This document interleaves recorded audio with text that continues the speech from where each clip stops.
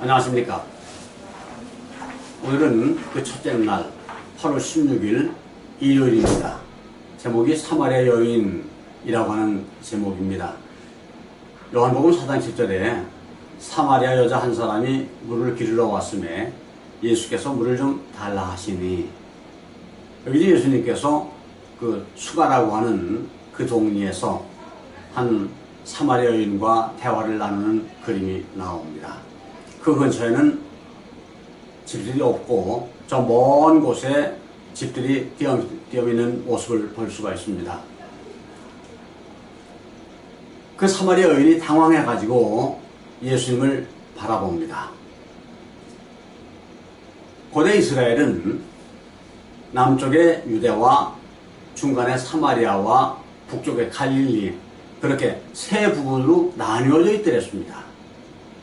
물론 통합된 이스라엘은 하나였지만은 그 이후에 나라가 분할되면서 유대와 사마리아와 갈릴리 지방으로 나뉘어 있었습니다. 근데 갈릴리는 유대와 함께 하나님을 믿었고 사마리아는 하나님을 떠난 삶을 살았습니다. 사마리아 사람들도 아브라함의 자손임은 분명하지만 이스라엘 초기에, 왕국 초기에 사울 왕이 40년, 다윗 왕이 40년, 솔로몬 왕이 40년 동안 나라를 치리했고 그 후에 나라가 분할됩니다. 남쪽은 여로보암의 아들 르호보암이 왕이 되었고 북쪽은 여로보암이 왕이 됩니다.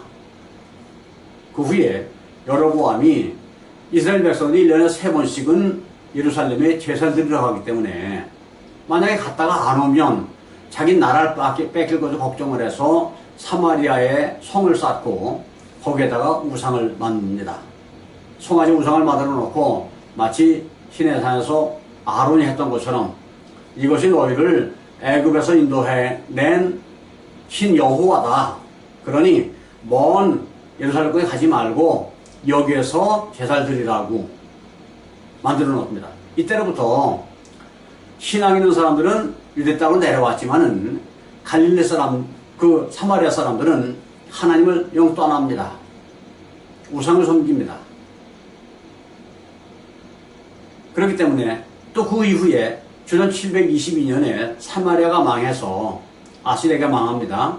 사마리아가 망하고 그 아시리아 정책에 의해서 국제 결혼을 시켰습니다. 사마리아 남자는 아시리아 여자와 사마리아 여자는 아시리아 남자, 이렇게 시키다 보니까 혼혈되고 말았습니다. 그래서 예수님 당시에는 사마리아 사람들을 개라고 부를 만큼, 왜냐하면 순혈통이 아니다, 그런 얘기거든요. 예수님께서 갈릴리에서 주로 봉사하셨는데 어제 말씀드렸죠? 갈릴리에서 유대권에 가시려고 할 것 같으면 사마리아를 통과해서 가야지 돼요. 그런데 저들 전통에 의하면 사마리아를 통과하지 아니하니까, 안 좋아하니까, 그러려면 부득불 요단강을 건너서 저쪽 갔다가 다시 건너와야 되는 그런 먼 돌아가는 길을 택할 수밖에 없습니다. 그 예수님 입장에서 볼 것 같으면 사마리아 사람도 아브라함의 자손이요, 좀 더 올라가면 하나님 자손이라고 하는 얘기입니다. 그들도 예수님께서 구원하기 위해서 이 땅에 오신 거예요. 예수님은 누구는 구원하고 누구는 배제시키는 그런 분이 아니거든요. 그래서 그 예수께서는 예루살렘 올라가시면서 돌아가질 아니하고 사마리아를 관통하십니다. 가시다가 수가라고 하는 우물가에 이르러서의 얘기가 오늘 주어지는 얘기입니다. 그 수가 우물가에 이르렀을 때에 예수께서 그 여인과 얘기를 나눕니다. 사마리아의 수가라 하는 동네에 이르시니 피곤하여 우물 곁에 그대로 앉으시니 때가 6시입니다. 6시는 지금 12시입니다. 물론 성경 말씀드리면 해질 때부터 해질 때가 하루지만은 이스라엘 백성들은 점점 시간이 감에 따라서 날짜 계산을 아침 해 뜰 때 6시부터로 계산했어요. 6시 해가 뜬다고 생각을 해가지고 보통 그렇게 뜨지 않습니까? 평균에서. 그래서 그러면 9시, 그러면 자기들 말로 셋이란 얘기입니다. 그래서 그 초대교회에서 사도들이 예언했다면 사수에 취했다고 그러지요. 베드로가 한 얘기, 지금 셋이라고 9시란 얘기입니다. 누가 지금 술 취했느냐? 저녁도 아닌데. 그러니까 6시라고 한 얘기는 12시지요. 예수님 돌아가신 9시는 지금 3시란 얘기입니다. 12시니까 시장하신 거예요. 뭐 많이 드신 것도 아니고 먼 길을 터벅터벅 걸어오시다 보니까 예수님께서 수가까지 오셨는데 피곤해서 이제 그 시장하셔가지고 우물에 걸터 앉으셨고 제자들은 먹을 거를 찾으러 갔더랬습니다. 근데 한 여인이 물동이를 이고 오는 거예요. 그 여인에게 물을 좀 달라. 그랬더니 그 여인이 하는 얘기가 당신 유대인인데 어째서 나한테 물을 달라고 그럽니까? 당신 우리하고 상대도 하지 않습니까? 왜 물 달라고 그럽니까? 누구 놀립니까? 예수께서 말씀하시기를 내가 누군 줄 알았으면 내게 물 달라고 했을 거라고. 그러면 생수를 주었을 것이라고. 그랬더니 그 여인이 한 얘기가 우리 조상 야곱이 이 우물을 우리에게 주셨고 또 여기서 자기와 자기 아들들과 짐승이 다 마셨는데 당신이 야곱보다 크니까 요즘 그 얘기로 시간 다 보낼 마음이 없었어요. 그냥 화제 돌립니다. 가서 내 남편을 데려와라. 그 여인 한 얘기가 난 남편이 없습니다. 예수께서 그 말이 맞다. 지금 있는 남편도 내 남편이 아니다.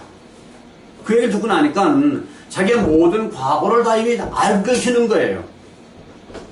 그래서 그 여인이 동리에 들어가서 그 사람들에게 예수님을 소개합니다. 여자가 물동이를 버려두고 동네에 들어가서 사람들에게 이르되 내 행한 일을 내게 말한 사람을 와서 보라. 이는 그리스도가 아니냐 하니 온 동네 사람들이 나와서 예수께로 오더라. 그렇게 말씀을 하고 있습니다. 제자들이 놀라서 말 못한 이유는 제가 말씀드렸던 것처럼 예수님과 사마리아 여인이 말하고 있으니까 말할 수가 없어요. 너무 이상해가지고. 그리고 예수님이 단둘이 어떻게 사마리아 여인하고 있을 수가 있는가 하는 것 때문에 그래 예수님은 불필요한 관습에 매기를 원치 않았습니다. 예수님은 선교사와 함에 있어서 사람에 맞는 전통이나 개인의 편견과 하나님의 계명은 구분하셨습니다. 인간의 것은 인간의 것이고 하나님 것만이 정통임을 구분하셨습니다. 그래서 나와 예수님과 인종이 다른 사람들, 언어가 다른 사람들, 문화와 습관이 다른 사람들, 사회 계층 모든 사람들에게도 복음을 전하러 이 땅에 오신 겁니다. 예수님은요. 그렇기 때문에 예수님은 사마리아 여인과도 얘기를 하셨습니다.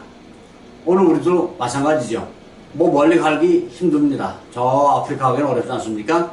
한국에 있는 베트남 여인들, 또 필리핀 여인들, 그다음에 중국 여인들, 그 다음에 여러 군데 많은 부족 종족들이 와 있습니다. 얼굴색도 다르고 언어도 다르고 문화도 다르고 뭐 그래요. 근데 그들에게도 우리가 그들을 배격할 것이 아니라 그들에게 함께 어울려서 그들에게 복음을 전하자. 이것을 교차 문화적 선교다 라고 제목을 붙여본 겁니다. 시대소망 194페이지에 이렇게 말씀하십니다. 구주께서는 사마리아 여인에게 생명수를 제공하셨을 때와 똑같은 사업을 아직도 추진시키고 계신다. 예수를 따르는 자라고 자칭하는 자들이 혹시 버림받은 자들을 멸시하고 피할 수 있을 것이나 문벌이나 민족의 환경도 생활 조건도 예수의 사랑을 인류의 자녀들에게서 돌이킬 수가 없다. 예수께서는 아무리 죄악적이라 할지라도 각 영혼에게 내가 만일 나에게 구하기만 하면 내가 내게 생명수를 주었으리라고 말씀하신다고요.